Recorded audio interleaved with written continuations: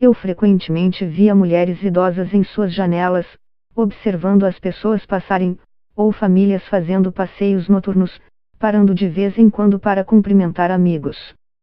Até mesmo a vida no escritório se mostrou diferente. Esqueça aquele sanduíche comido às pressas na própria mesa. Na hora do almoço, os restaurantes ficavam cheios de trabalhadores fazendo boas refeições. É claro que, desde que os europeus começaram a viajar e a fazer observações sobre os diferentes estilos de vida no continente, no século XVII, criou-se uma ideia estereotipada da preguiça italiana. Mas a história não é bem assim. As mesmas pessoas que iam para casa a almoçar tranquilamente geralmente voltavam para o escritório para trabalhar até às 20 horas. Mesmo assim, a aparente crença no equilíbrio entre o trabalho árduo e o ócio sempre me impressionou. Afinal, não fazer nada parece ser o oposto de ser produtivo. E a produtividade, seja criativa, intelectual ou industrial, é o objetivo máximo de nosso tempo. À medida que preenchemos nossos dias com mais e mais afazeres, muitos de nós estão descobrindo que não parar não é a ápice da produtividade. É seu inimigo. Pesquisadores estão mostrando não apenas que o trabalho que produzimos no final de uma jornada de 14 horas é de pior qualidade em comparação com o que fazemos quando estamos descansados. Esse padrão de trabalho também prejudica nossa criatividade e nossa cognição. Com o tempo, pode nos fazer sentir fisicamente doentes e até, ironicamente, dar a sensação de vivermos sem propósito. Pense em um trabalho mental como se fossem flexões, diz Josh Davis, autor de 12 Hours, As 2 Horas Incríveis, em inglês. Digamos que você queira fazer 10.000 flexões. A maneira mais eficiente seria fazer todas de uma vez, sem pausa. Sabemos instintivamente, porém, que isso é impossível. Em vez disso, se fizéssemos apenas algumas de cada vez, entre outras atividades e ao longo de semanas, atingir esta meta seria mais viável. O cérebro é muito parecido com um músculo nesse sentido, escreve Davis.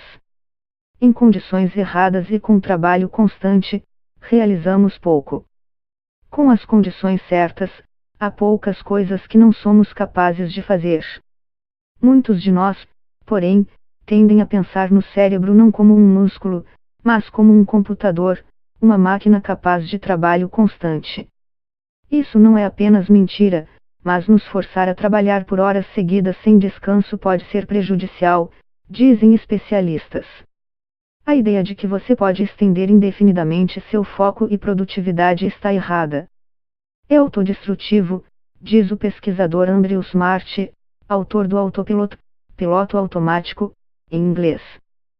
Se seu corpo está dizendo preciso de uma pausa, mas você continua se esforçando, a resposta a este estresse torna-se crônica e, com o tempo, pode ser extremamente perigosa. Uma análise comparada de diversos estudos descobriu que longas jornadas de trabalho aumentam o risco de uma pessoa ter uma doença coronariana em 40%, quase tanto quanto fumar, 50%. Outro estudo descobriu que pessoas que trabalham por muitas horas têm um risco significativamente maior de sofrer um acidente vascular cerebral, enquanto as pessoas que trabalham mais de 11 horas por dia têm quase 2,5 vezes mais chances de ter um episódio depressivo grave do que aquelas que trabalham de 7 a 8 horas. Isso quer dizer que você deve tirar aquelas férias a tempos vencidas. A resposta pode ser sim.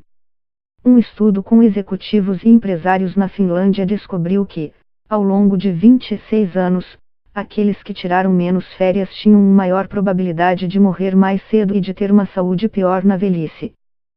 Sair de férias também podem trazer benefícios à carreira. Um estudo com mais de 5.000 trabalhadores americanos com empregos de tempo integral descobriu que quem tira menos de 10 dias de férias por ano tem menos chances de obter um aumento salarial ou um bônus do que quem tira mais de 10 dias. Disse que, embora um pouco de lazer seja agradável, os homens não saberiam como preencher seus dias se tivessem apenas 4 horas de trabalho, escreveu Russell em 1932, acrescentando que isso não seria verdade no passado. Antes, existia uma capacidade de despreocupação e diversão que foi de certa forma inibida pelo culto da eficiência. O homem moderno pensa que tudo deve ser feito para o bem de outra coisa e nunca para seu próprio bem.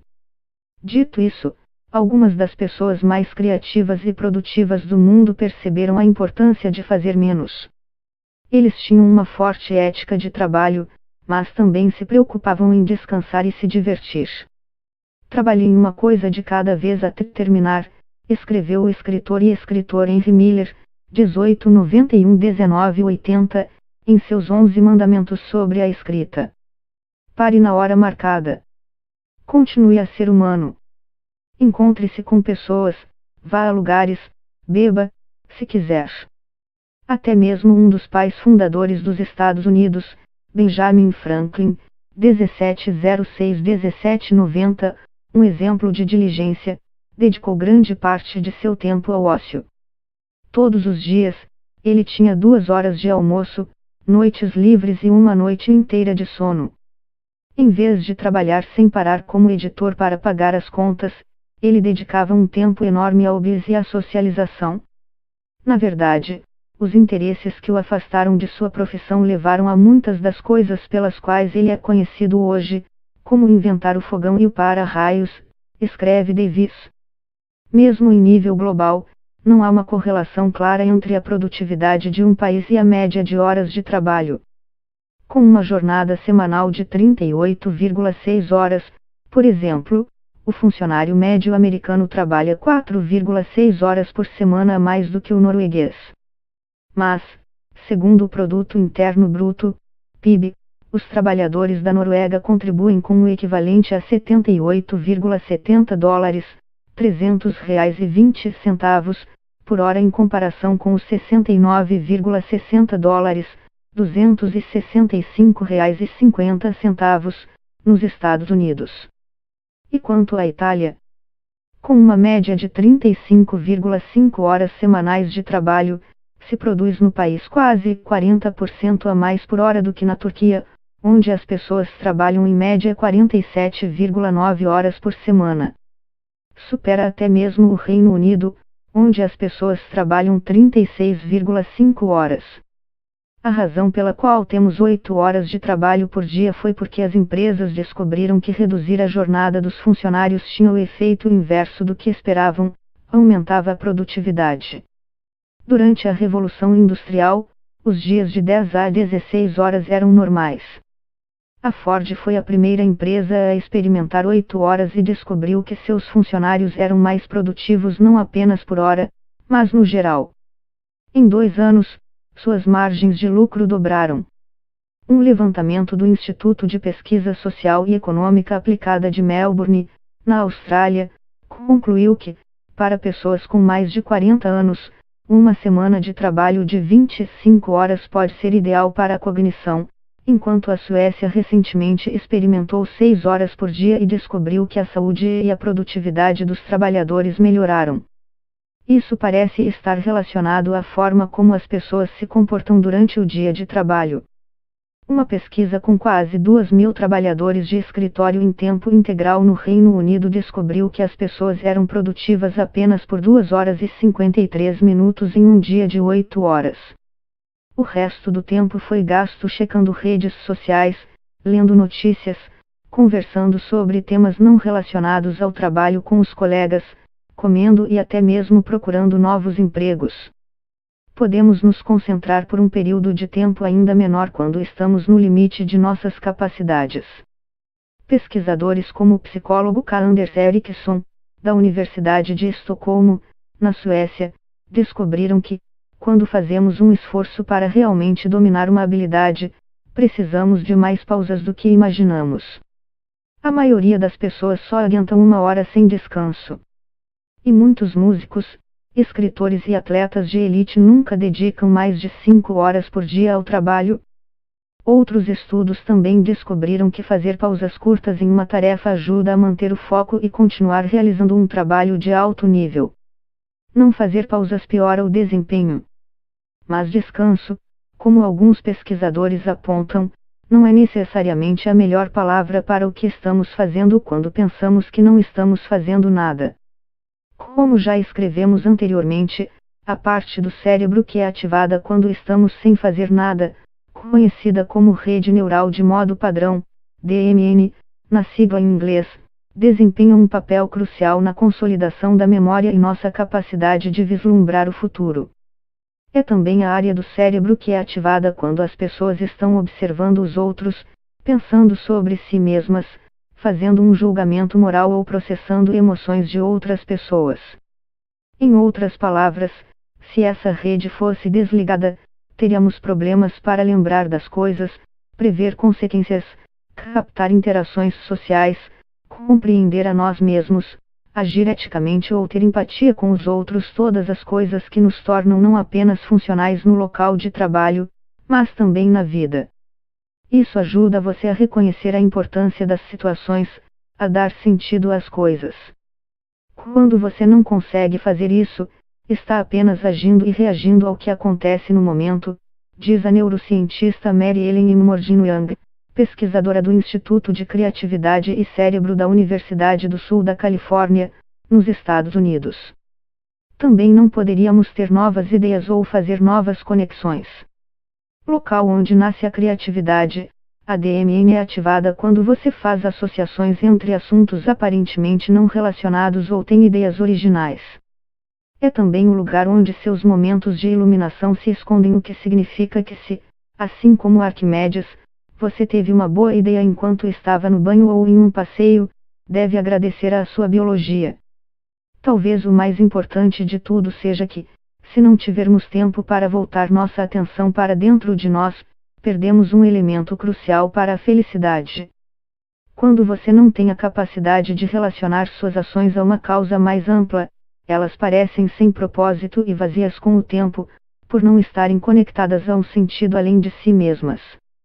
E sabemos que, quando uma pessoa pensa que está agindo sem um propósito, isso tem efeitos negativos sobre sua saúde psicológica e fisiológica com o passar do tempo, diz Mordino Young. Como qualquer pessoa que tenha experimentado a meditação sabe, não fazer nada é surpreendentemente difícil. Quantos de nós, após 30 segundos de ócio, pegam o celular? Na verdade, não fazer nada nos deixa tão desconfortáveis que preferimos nos machucar. Literalmente. Em 11 estudos diferentes, os pesquisadores descobriram que os participantes preferiram fazer qualquer coisa até a dar choques elétricos em si mesmos em vez de ficarem ociosos.